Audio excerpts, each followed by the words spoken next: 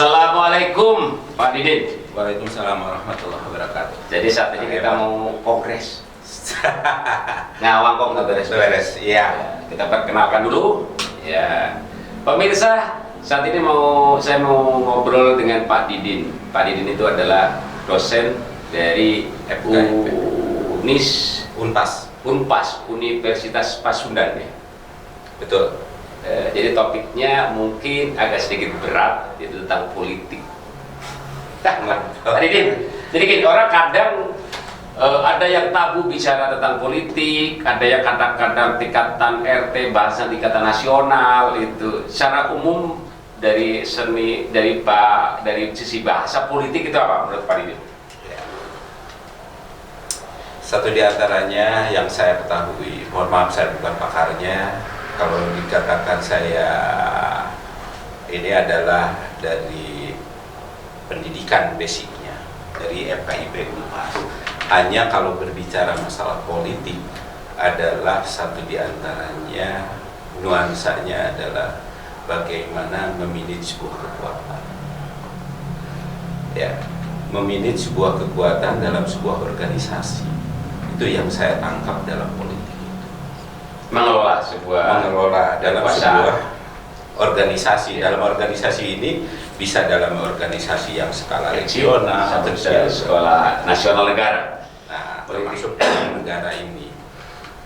Kalau kita berbicara di Indonesia sekarang itu politik sedang menjadi panglima, apa yang dikatakan oleh Kang Ebon, sehingga ekonomi, sosial, hukum, kadangkala semuanya itu selalu berbau dengan namanya politik. Yang cukup menarik apa yang dikatakan oleh Kang Ebon, sebenarnya mau apa sih dengan politik itu? Nah, karena kita itu umat beragama, saya Muslim, Kang Haji Ebon juga Muslim, yang harus kita rasakan satu di antaranya adalah semua yang namanya yang hidup itu bakal mati, bakal kena maut. Kullu nafsin dha'iqatul maut. Yang saya rasakan sekarang itu siapapun orangnya sedang menuju kematian. Semua pasti. Nah, bagaimana agar orang yang sedang berpolitik, saya sebagai dosen, Kang Haji Ebon sebagai pengusaha sebagai bakul, ya, itu semuanya keprofesionalan yang ada itu dalam rangka bagaimana habluminanas menuju habluminallah. Begitu juga dengan orang politik, mampu tidak berpolitik yang habluminanas menuju habluminallah. Ini yang paling susah. Itu kan di tataran apa, ideal, tataran apa persis. Ya? Retorika. Karena kan gini, politik itu adalah seni menguasai mengelola sebuah organisasi, mau dari tingkatan RT sampai tingkatan negara. Apalagi kalau seandainya semua hajat hidup di Indonesia itu kan semua diatur politik, karena itu undang-undang yang merumuskan eksekutif dan legislatif, otomatis semuanya ada di politik. Cuman di kita kadang-kadang orang yang terjun ke dunia politik kesannya kok negatif, itu kenapa? Ya, kesannya satu di antaranya tinggal tanya mau apa dengan berpolitik itu. Yang lebih mengkhawatirkan perubahan nasib. Kenapa dikatakan perubahan nasib? Ternyata tidak sedikit mereka yang melihat ternyata menjadi anggota dewan dimanapun itu di Indonesia kehidupannya makmur. Padahal dia wakil rakyat. Kan kita sebagai penguasanya, iya, kan dia wakil kita. Akhirnya wakil kita. Dia itu wakil kita. Tidak, anggota dewan itu wakilnya kita ya. Iya. Mampu tidak dia menempatkan sebagai wakilnya. Kalau wakil itu kan pesuruh kita. Betul. Nah, sekarang tinggal dengan proses para dewan itu sudahkah merasakan mewakili yang paling utama adalah rakyatnya? Sementara kan sekarang itu kalau tidak salah bahwa anggota dewan ataupun yang masuk ke dalam partai itu adalah dia sebagai tenaga partai atau petugas partai. Iya, kalau nggak nurut nanti di PAW. Nah, sekarang tinggal di ADART-nya saja. Mana yang harus diganti ataupun apa? Jangan-jangan yang bagus kok diganti karena tidak ini. Jangan-jangan partainya yang salah. Ini idealnya sebenarnya menurut saya kalau orang yang mau terjun ke dunia politik dalam hal ini yang dewan legislatif, idealnya adalah dia itu punya ide dan gagasan. Jadi manakala dia menjadi anggota dewan, di dewan itu dia diimplementasikan gitu kan. Itu pertama. Kedua, idealnya orang yang terjun ke politik sebenarnya sudah mapan secara ekonomi. Jadi jangan sampai menjadi politisi itu menjadi profesi. Pertanyaannya menurut Pak Didin, orang yang terjun ke dunia politik yang menjadi anggota dewan, mereka itu menjadi profesi daripada nganggur, atau punya idealisme yang manakala dia menjadi anggota dewan, perjuangannya akan tersalurkan. Itu menurut Pak Didin gimana saat ini? Tidak sedikit mereka yang idealis, tapi tidak sedikit juga mereka yang Pragmatis. Hanya yang paling susahnya bagaimana yang idealis itu mampu istiqomah, gitu. Bukan Terbawa arus enggak gitu kan? Terbawa arus dengan kebijakan sebuah partai yang ternyata partai itu salah misalnya, gitu. Ya. Nah, ini kan harusnya menjadi sebuah warning dari penguasa atau pimpinan partai itu sendiri. Nah, sekarang harus mau dikoreksi manakala ada sebuah kebijakan yang salah. Jangan yang berseberangan justru tapi bagus itu tersisihkan. Tersingkir. Gitu. Nah, ini harus menjadi learning proses. Untuk siapa? Untuk kebaikan. Saya yakin partai yang melaksanakan amanah kepartaiannya sesuai dengan keistiqomahan yang ada, tidak berseberangan, gitu. Saya yakin akan abadi disukai dan tidak akan ke lain hati mereka itu. Disukai rakyat lah, betul, dipilih. Gitu, ya. Tapi sebaliknya, manakala dia berseberangan dan lain sebagainya, terbawa arus dengan keinginan tidak sedikit rongrongan dari luar yang menginginkan bahwa Indonesia seperti ini dan lain sebagainya, chaos dan sebagainya, itu akan hancur dengan sendirinya. Saya berkeyakinan Indonesia itu Islam terbesar di dunia, negara dengan jumlah muslim terbesar gitu.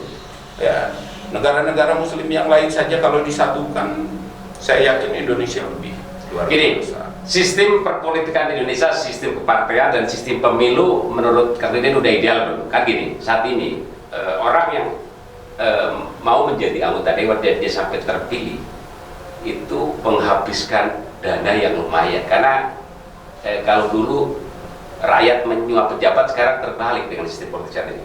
Ya, sekarang yang mau jadi pejabat menyuap rakyat, itu fenomena nyata loh. Sistem perpolitikan, sistem pemilu dengan sistem proporsional terbuka ini menurut Pak Didin ideal atau harus ada yang direvisi menurut tinggal bagaimana partai melaksanakan tugas yang ada di dalam ADART-nya, yaitu dengan pendidikan politiknya.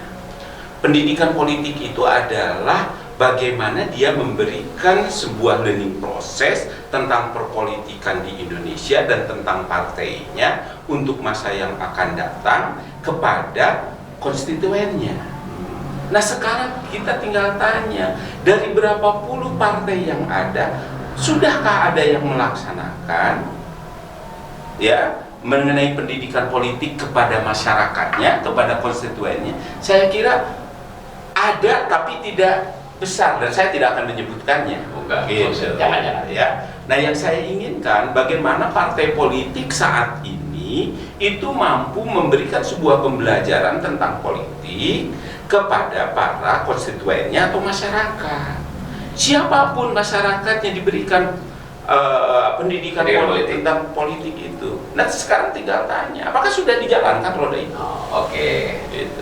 Kalau tentang pilkada, saat ini kan pilkada itu yang calon itu diusung oleh partai atau gabungan partai politik yang minimal 20% punya kursi di DPRD. Kota, kabupaten, provinsi atau presiden juga sama, itu kan 20%. Iya. Itu ideal atau dikurangi atau ditambahin? 20% kebanyakan nggak? Ya. Presentasinya itu menurut Pak Didin? Menurut saya, mau persentasenya berapa dan lain sebagainya, sekarang tinggal tanya kepada masyarakat yang layak untuk menjadi presiden itu banyak. Jangan sampai terstagnasi oleh hal yang semacam itu, yang akhirnya dia dicintai dan dia dipercaya tapi tidak Punya tiket. Ini kan susah. Karena harus 20%. Harus 20%. Jadi terlalu besar mungkin presiden itu. Ya, bisa dukungan 20%. Betul, bisa terlalu besar. Yang utamanya yang besar mampu bisa mengusung orang yang betul-betul dikatakan mampu, kredibel gitu ya, dan betul-betul dicintai, terlihatlah oleh masyarakat gitu. Nah yang penting itu, mau presentasinya berapa sih sebenarnya menurut saya tidak terlalu hanya perlu dipikirkan, ternyata tidak sedikit partai-partai yang kecil juga memiliki orang-orang yang kalau partai kecil sulit karena syaratnya ada 20%. Betul, tapi kan bisa koalisi. Koalisi.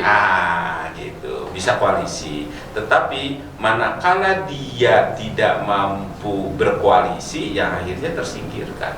Karena mungkin syarat dukungannya terlalu besar 20%. Kalau menurut saya gini, kalau menurut saya syarat dukungan mau wali kota, bupati, gubernur atau presiden, kalau 20% menurut saya terlalu besar. Kalau menurut saya adalah siapa saja partai yang punya kursi itu berhak mencalonkan. Jadi nanti calonnya kan banyak.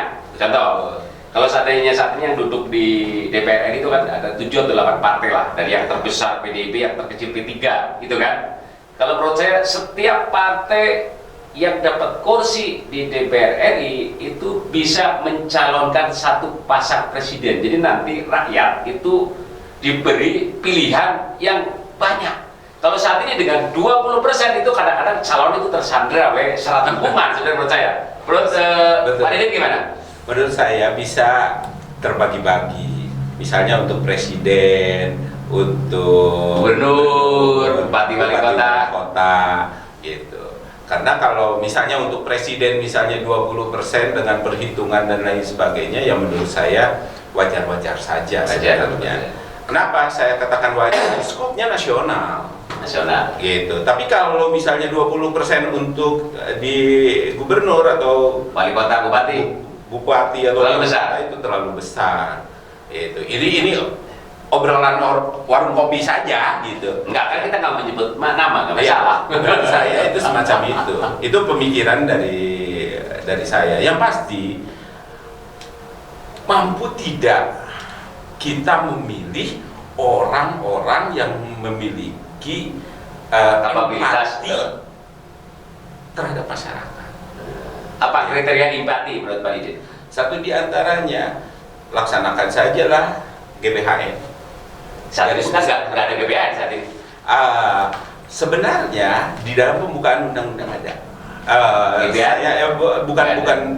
Dalam pembukaan undang-undang saja misalnya. Pendidikan yang berkualitas itu adalah milik seluruh rakyat Indonesia. Ya. Mau swasta, mau negeri. Hak dasar lah. Hak dasar warga negara. Nah, sekarang di Indonesia, sekarang kita berbicara saja, misalnya di Bandung atau di Cimahi, berapa banyak sekolah negerinya dan berapa banyak sekolah swastanya. Saya yakin kalau negeri bisa dihitung jari, tapi kalau swasta tidak bisa. Waktu saya studi banding di negeri tirai bambu di Cina, itu ternyata negerinya lebih banyak, swastanya. Apa kelebihannya apa kalau banyak swasta banyak negeri itu menurut Pak Didi? Berarti pemerintah sudah memperhatikan. Nah, Kan gitu. Nah sekarang tidak jadi masalah. kalau banyak ke negeri nanti nggak ada Universitas Pasundan. Apa? Sekarang kita tanya dulu, kapan kalau tidak ada misalnya sumbangsih dari swasta, apakah bisa terrealisasi? Iya kan, makanya yang negeri sedikit biar masyarakat bisa berkontribusi, makanya Maksud ada saya, Universitas Pasundan. masalahnya bukan di titik sana, tapi tolong yang swasta juga diberikan sebuah keberlakuan karena dia sudah membantu pemerintah. Tapi kan swasta bos sama dapat kan? Swasta dapat. Bos itu dapat. tetap dapat. Ya, gitu. Tetapi yang perlu diperhatikan segala macamnya mengenai sertifikasi gurunya, mengenai apanya, swasta dengan negeri itu sama kan? Ya, sama. Sementara dalam kehidupan mereka yang ada di swasta itu kehidupannya adalah dari siswa dan mahasiswa. Oh, iya pasti. Karena mereka hanya dikasih bos, sedangkan untuk operasional Iya, lain sementara perguruan mandiri. tinggi kan tidak. Itu. Sementara sekarang negeri begitu hebatnya, dia bisa membuka di mana dan lain sebagainya. Swasta mau di mana? Kebagian. Jadi solusinya apa? Solusinya menurut Pak Didi? Solusinya negeri dibatasi, Batas siapanya? jumlah penerimaan mahasiswanya, kemudian jumlah kampus di luar kotanya, kan sekarang diperbolehkan. Biar porsinya dikasihkan ke swasta maksudnya. Swasta biar hidup dong, yang Oh. dulu dari dulu bahu membahu juga untuk mencerdaskan. Jadi kehidupan kalau bangsa. seandainya porsi negeri dipajakin nanti yang swasta mati, pada sementara kan ya.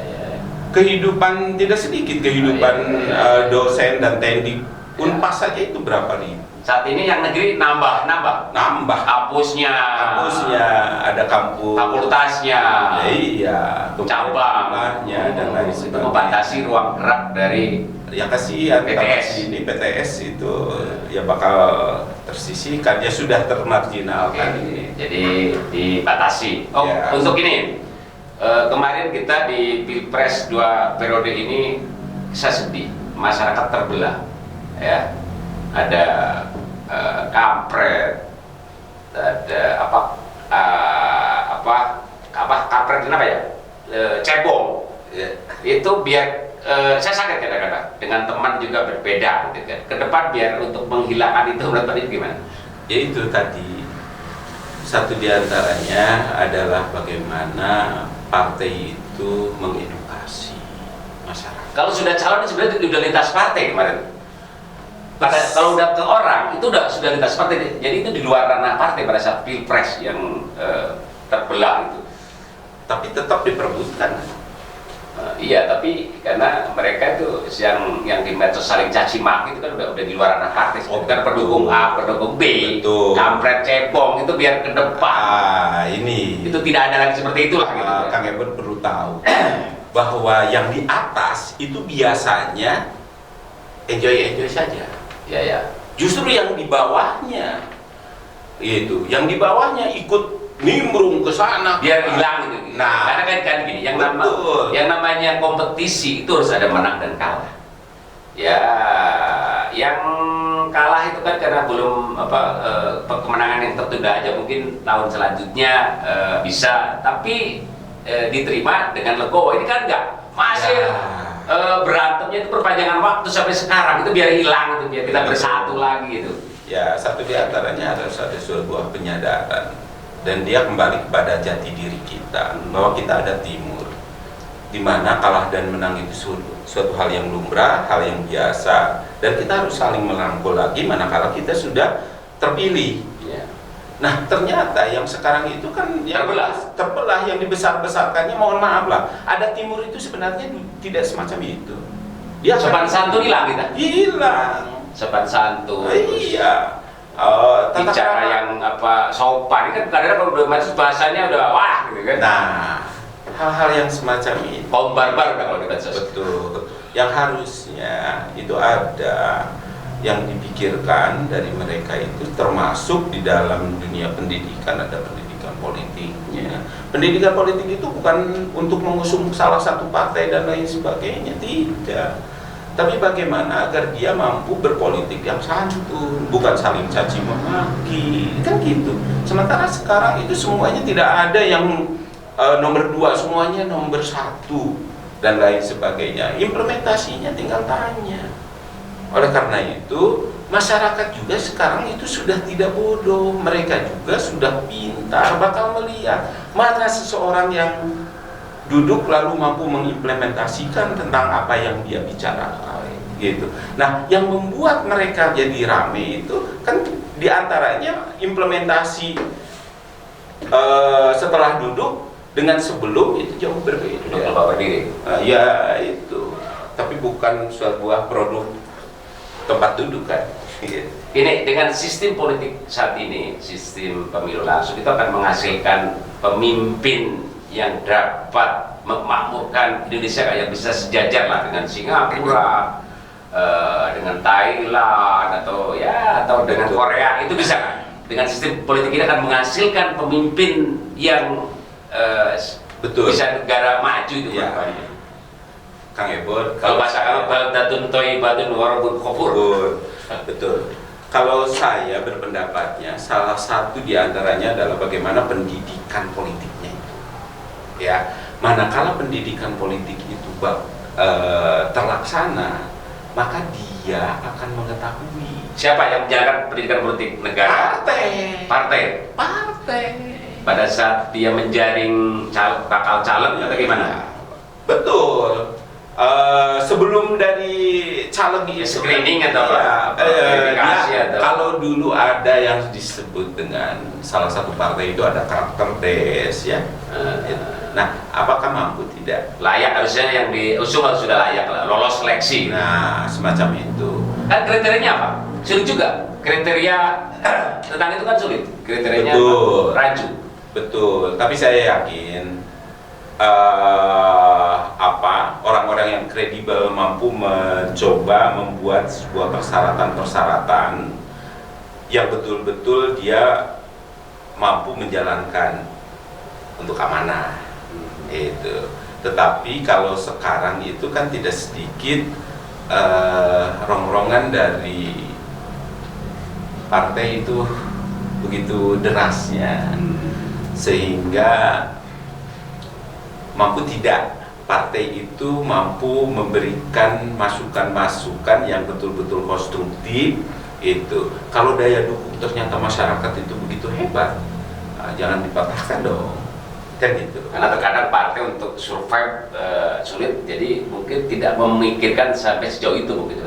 Ya, saya apalagi mereka bertarung untuk pilkada, untuk apa, jadi nggak terlalu memikirkan tentang pendidikan politik kepada konstituen atau kepada kader, mungkin seperti itu. Iya, saya yakin begini, manakala partai itu menjalankan amanahnya, kemudian dia betul-betul mampu untuk menjalankan yang diamanahi oleh masyarakat, kita semua, karena dia wakil kita, bahwa kita ingin begini, implementasikan oleh dia. Nah, sementara kan untuk saat ini karena keterwakilan, ya udah diwakili saja sama dia. Yuk, ingin berapa gajinya? Sekian puluh juta. Nah, sementara udah oleh saya. Nah, jadi baru diwakilkan. Nah, implementasi satu diantaranya, dia harus mampu mengimplementasikan keterwakilannya dengan menyuarakan hati rakyat. Ini yang paling susah, Kang Ebon. Dan semua manakala politik masih menjadi panglima semacam ini, yang ada adalah dari hati nurani para ketua partainya untuk mampu menjalankan partai itu secara istiqomah dengan keinginan masyarakat. Itu yang intinya. Ini Pak Didi, kita kan sistemnya multi partai. Jadi ada namanya elemen parliamentary threshold, kalau nggak salah saat ini 4,5%, yang di bawah 4,5% dia akan hangus. Betul. Dengan sistem multi partai, mungkin yang duduk di DPR itu ada 7-8 partai. Itu kebanyakan atau bagusnya di 2-3 parliamentary thresholdnya dinaikkan biar jumlah partai sedikit, atau ideal apa banyak seperti ini menurut Pak Didi? Kalau menurut saya, karena saya kelahiran tahun 66, dengan 3 partai saja itu sudah begitu ininya apa sekarang dengan multi partai. Nah, dengan banyaknya partai itu apa sih keinginannya? Kebanyakannya kan dia tidak dipakai di sini, akhirnya membuat ini. Karena gini saat ini kalau kan gini, itu kan parliamentary threshold itu kan persentasinya kan dinaikkan dari 2,5, 3, sekarang 4. Mungkin kalau 7% mungkin yang duduk di kursi dewan hanya 4 partai. Ya, Itu lebih simpel mungkin ya. saya kira saya mendukung ke arah sana. Lebih simpel. Karena dulu kita hanya 3 partai ya. Betul. 3 partai aja kampanye berantem ya. Itu, dan masyarakat tidak pusing lagi. Oh, dengan iya. sekian. Dengan Ya, multi partai. yang dapat siapapun juga begitu-begitu juga ya. Iya, Sama-sama wae. itu sami mawon. Sami mawon. Hanya dalam obrolan ini yang saya inginkan, siapapun yang duduknya di dalam profesi masing-masing, saya sebagai dosen, Kang Ebul sebagai pengusaha, Kabul. kemudian anggota dewan dan lain sebagainya, mampu tidak menjalankan hablum minanas menuju hablum minallah, dan kita itu sekarang sedang mengantri menuju kematian. Siapapun orang, Semuanya orientasinya untuk akhirat. Untuk akhirat. Tapi dengan sistem sekarang yang hedonis, semuanya diukur dengan keberadaan ya sulit ya. Susah. Sulit. Gitu itu. Tinggal tanyalah ke hati nurani. Sudahkah menjalankan? Tinggal itu saja. Semoga dengan obrolan gini para anggota legislatif pemilih akan paham bahwa apapun hubungan kita manusia itu nanti ujung-ujungnya adalah untuk hubungan dengan Allah, yaitu tentang kematian, begitu ya. Amin. Semoga kita semua husnul khotimah. Amin. Amin. Amin. Ya Demikian Amin. penonton, semoga perbincangan ini bermanfaat. Sampai jumpa. Terima kasih. Nuhun.